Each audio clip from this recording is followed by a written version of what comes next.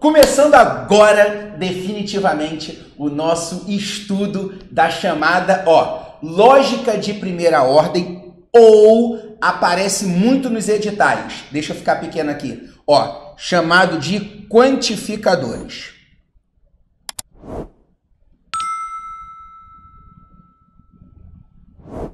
Tá bom? Lógica de primeira ordem ou quantificadores.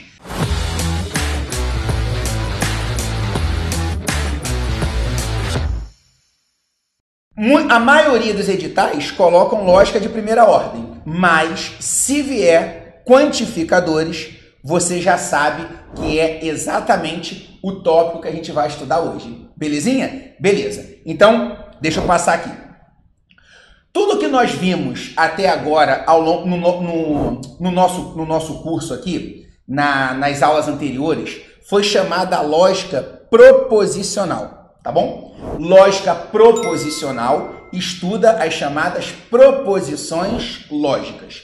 O que a gente vai estudar hoje é chamado lógica de primeira ordem, tá? São coisas aí, vamos dizer assim, duas partes dentro do raciocínio lógico matemático, tá bom? E esse slide aqui vai mostrar pra gente qual é a diferença entre um e outro, tá bom? Essa parte teórica, ela não costuma perguntar para você a diferença entre um e outro, ele não vai perguntar na hora da prova, mas é importante para você saber, na hora do seu estudo, localizar quando você está estudando um ou quando você está estudando o outro, tudo bem? Então vem comigo. A lógica proposicional, que ela também é chamada de lógica formal, ela é mais artificial, ou seja, ela é limitada para representar situações corriqueiras. Você observou que nas aulas passadas eu tinha proposição lógica lá. Aí o que a gente analisava?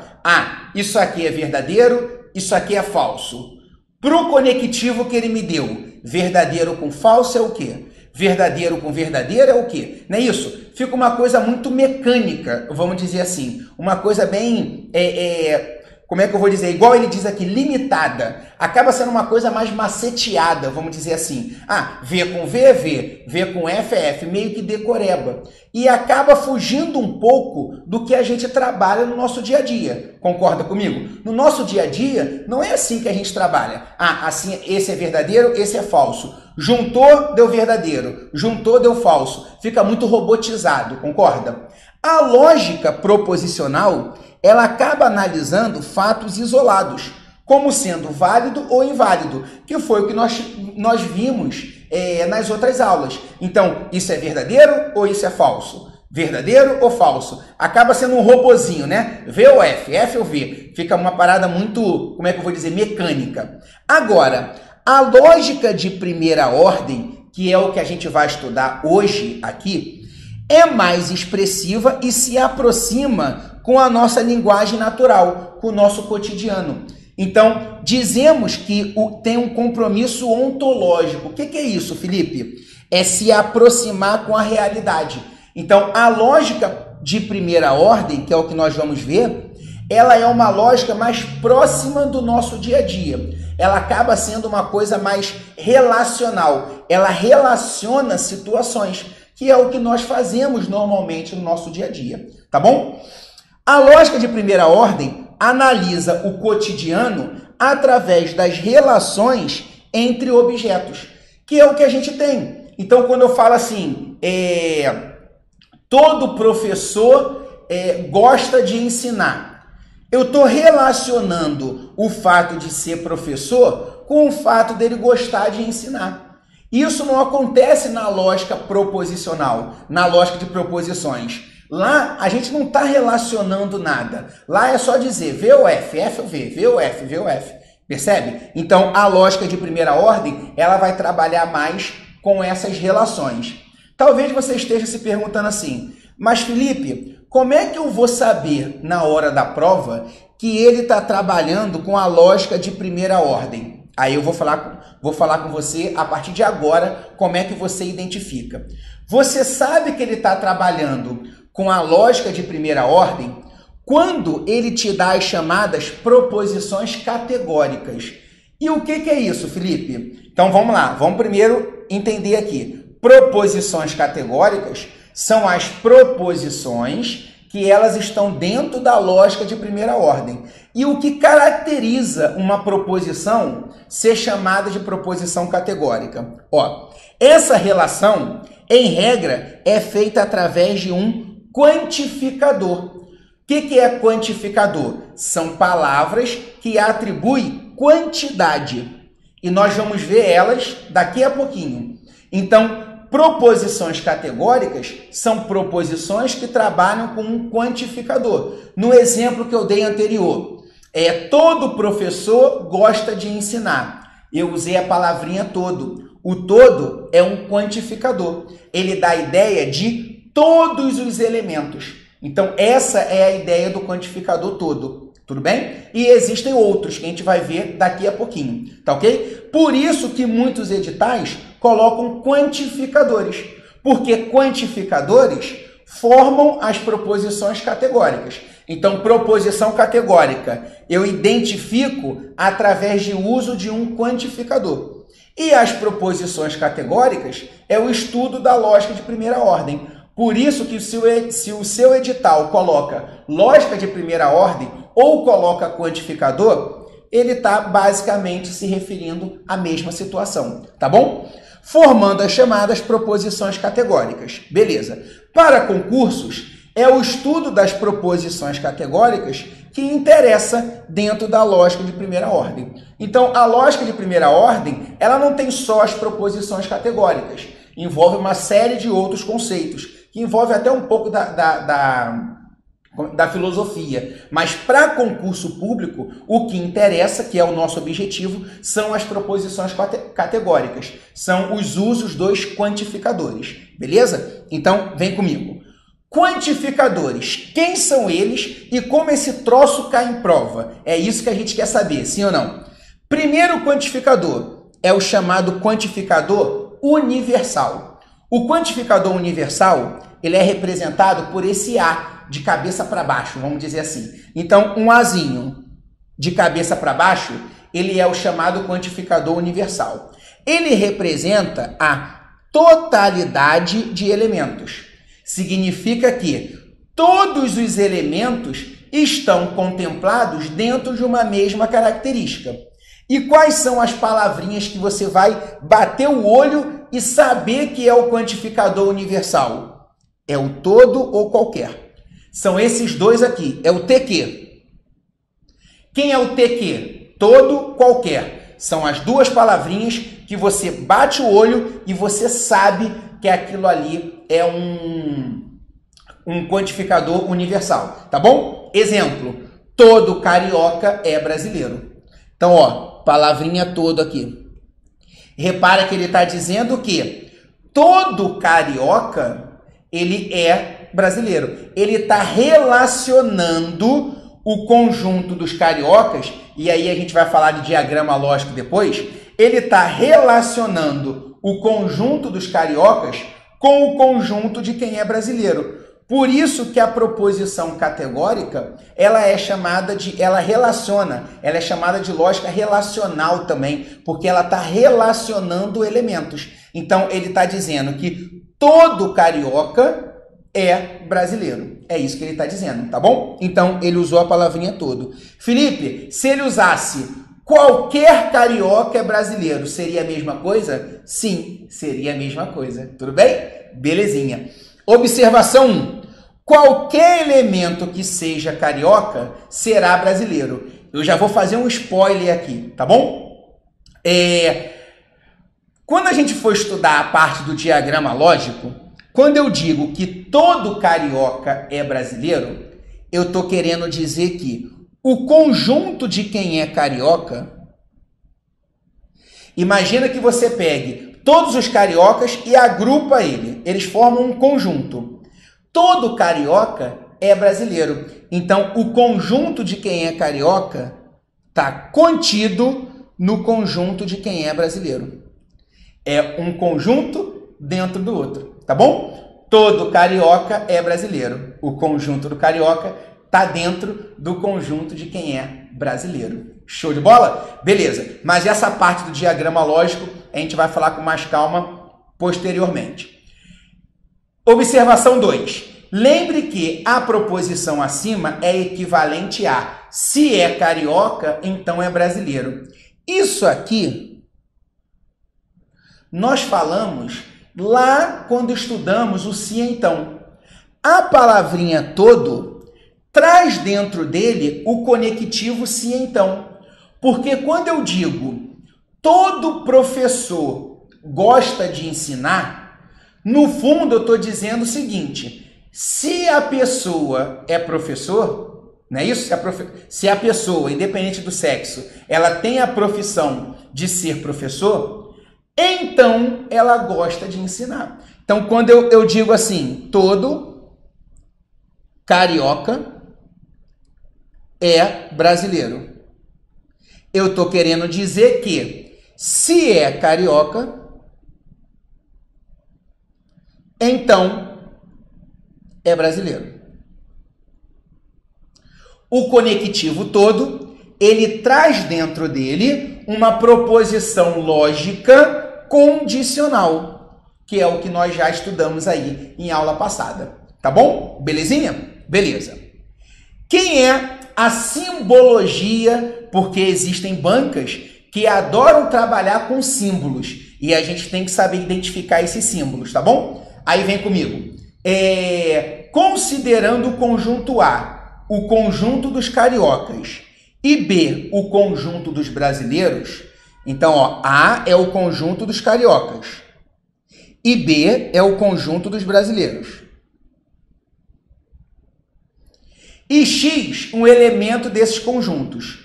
Como é que a gente vai representar aquela proposição categórica que estava no slide anterior? Que ela falava o seguinte: todo carioca é brasileiro. Nós vimos que isso é equivalente, é igual a dizer: se é carioca, então é brasileiro. Aí repara, olha a simbologia desse troço, que já apareceu em vários concursos. Qualquer elemento, ele está dizendo, para todo X, esse Azinho pode ser lido para todo ou qualquer, para todo X, se está dentro do conjunto A, quem é o conjunto A? É o conjunto dos cariocas. Então, se é carioca, então, lembra dessa setinha? Essa setinha é o conectivo então. Então, está no conjunto B. E quem é o conjunto B? É o conjunto dos brasileiros. Então, na hora que você vê essa simbologia aqui, ó, você tem que lembrar que ela está trazendo o quantificador todo, porque tem esse Azinho aqui. Então, todo elemento, se está dentro do A, então está dentro do B. Isso significa que se é carioca, então é brasileiro, porque o A é o conjunto dos cariocas e B é o conjunto dos brasileiros. Beleza? Tranquilo. Aí aqui eu botei a leitura, né? Para todo elemento, se pertence ao conjunto A, então pertence ao conjunto B. Beleza? Beleza. O segundo quantificador que pode aparecer na sua prova, tá bom? É o quantificador existencial. Então, já vimos o primeiro quantificador, que é o TQ. Por que TQ? T de todo e Q de qualquer. É o TQ, tá bom? Quem é esse segundo quantificador? É o quantificador existencial. O quantificador existencial, ele é um Ezinho no sentido contrário, tá bom? Então, o quantificador todo é o Azinho de cabeça para baixo. O existencial é o Ezinho no sentido contrário. Ele representa a existência de, no mínimo, um elemento. Então, pensa comigo. Quando eu falo assim, todos vocês irão passar. É uma forma de quantificar, concorda? Agora, quando eu digo existem ou alguns de vocês irão passar, não já é uma outra maneira de quantificar? Então, eu tenho todo e eu tenho existe. Algum pelo menos um é sinônimo. É o que eu chamo de EPA. Por que EPA, Felipe? É um mnemônico para você gravar o existe, o pelo menos um e o algum. Tá bom? São palavrinhas sinônimos para a gente. Então, dois quantificadores que já estamos estudando. O primeiro, TQ, todo ou qualquer. Ele diz todo mundo, todo mundo. Ele trabalha com a totalidade. O EPA, ele trabalha com alguns, uma parte, não com todos. Percebeu? Exemplo, existem brasileiros que gostam de samba. Eu poderia dizer, alguns brasileiros gostam de samba. Pelo menos um brasileiro gosta de samba. Tudo isso seria sinônimo para a gente. Percebeu? Eu não estou dizendo que são todos os brasileiros. Eu estou dizendo que uma parte. Alguns brasileiros gostam de samba. Tudo bem? Beleza. E a simbologia deles, que é importante para a gente. Como é que eu identifico a simbologia de cada um deles? Vamos lá. Do todo nós já vimos. Agora desse aqui, ó. Considerando que A seja o conjunto dos brasileiros, então quem era a nossa proposição categórica lá? Existem brasileiros que gostam de samba. Então, eu estou relacionando. Eu estou relacionando quem? Ó, o conjunto dos brasileiros, tá ok? E o conjunto de quem gosta de samba. Lembra que eu disse que as proposições categóricas, elas relacionam elementos? Então, aqui, eu estou dizendo que alguns brasileiros gostam de samba. Então, o que eu estou dizendo? Que tem elemento que, ao mesmo tempo, ele é brasileiro e também gosta de samba. Por isso, o conectivo E vai aparecer. Lembra? Aquela setinha, nós estamos relembrando assuntos que nós já vimos. A setinha é o se então. E ela vai aparecer lá no quantificador todo. E o E, que é o nosso Vzinho de cabeça para baixo, lembra dos conectivos lógicos? E, ou, se então, desculpa, e, ou, se então e se somente se. Não é isso que nós já falamos? O E, ele vai aparecer aqui no quantificador existencial, no EPA, porque ele diz que é uma coisa e também é outra. Como é que eu vou representar isso através de diagrama? Mais um spoiler para você. Olha só. Eu vou pegar o conjunto de quem é brasileiro e o conjunto de quem gosta de samba.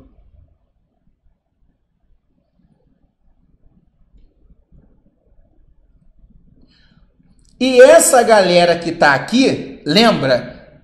Quando a gente estuda conjunto, não sei se você lembra, essa partezinha aqui é o que a gente chama de interseção. É a galera que faz uma coisa e também a outra. Nesse caso, é a galera que é uma coisa e também a outra. É quem é brasileiro e também gosta de samba. Então aqui, ó, existe elemento.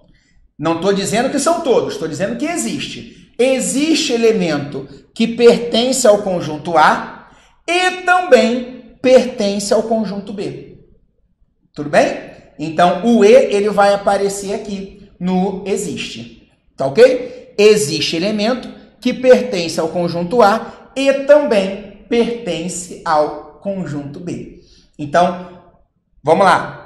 Eu gosto sempre de fazer revisão para que você fique localizado aí, né? Para que você organize isso na sua cabeça. Primeira coisa, quantificador todo. Quando eu digo todo nordestino é feliz, eu estou querendo dizer que se é nordestino, então é feliz. Tudo bem? Beleza. Quando eu digo existem nordestinos felizes, eu estou querendo dizer que existe nordestino existem pessoas que são nordestinas e também são felizes. Tá ok? É importante a gente saber diferenciar esses quantificadores. Beleza? Beleza. E o terceiro e o último quantificador é o nenhum. Ele não tem nenhum símbolo que possa aparecer em prova. O todo é o A de cabeça para baixo, o existe é o E no sentido contrário. O nenhum, ele não tem nenhum símbolo aí relevante para o nosso concurso, não. E o que o nenhum representa? O nenhum, ele representa a ausência de elementos com uma determinada característica. Então, o nenhum, ele representa a ausência de elementos dentro de uma determinada característica. Exemplo, nenhum concurseiro assiste TV, ou pelo menos deveria assistir, né? Que deveria estar estudando. Então, aqui, nenhum concurseiro assiste TV. Eu tenho o conjunto de quem é concurseiro e nenhum deles assiste TV. Então, a matemática diz que são conjuntos disjuntos, separado as pessoas que assistem TV. Assiste TV. Então, nenhum concurseiro assiste TV. Isso aí são dois conjuntos que estão separados. Beleza? Belezinha. Outras palavrinhas que podem representar o existe, tá bom? O nenhum, o existe não, o nenhum, né? O nada e o ninguém, tá ok? Então, quando eu digo nada, ninguém, eu estou dizendo que não existe, concorda comigo? São palavras que dão a ideia até de negação, né? Não existe elemento com aquela característica. Então, nenhum, nada, ninguém. Até porque o ninguém significa nenhuma pessoa. Concorda comigo? Então, por isso, é uma palavrinha que também representa o quantificador nenhum. Show de bola? Show de bola. Aqui, importante. Nenhum A é B é equivalente. Esse é o símbolo de equivalência. É igual a todo A não é B. Caramba, Felipe, não entendi esse troço. Calma. Nenhum concurseiro assiste TV. Quando eu estou dizendo que nenhum concurseiro assiste TV, eu estou querendo dizer que todo concurseiro não assiste TV. Concorda comigo? Então, o nenhum, ele é o todo com a palavrinha não. Ele é o todo com a palavrinha não. Nenhum concurseiro assiste TV. Todo concurseiro não assiste TV. Isso aqui vai ser importante porque já a gente vai falar de negação dos quantificadores, que aparece toda hora em prova. E eu vou precisar que você lembre disso. Então vamos pegar um exemplo. Um outro exemplo. Eu falo assim: nenhum político, nenhum político, vou colocar assim, não vou botar político não, pra gente, né, fugir de algumas situações. Vamos lá. Nenhum atleta,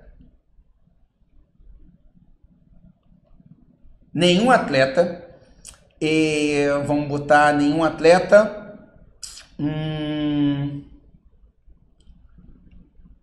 gosta de treinar. Tá bom? Nenhum atleta gosta de treinar.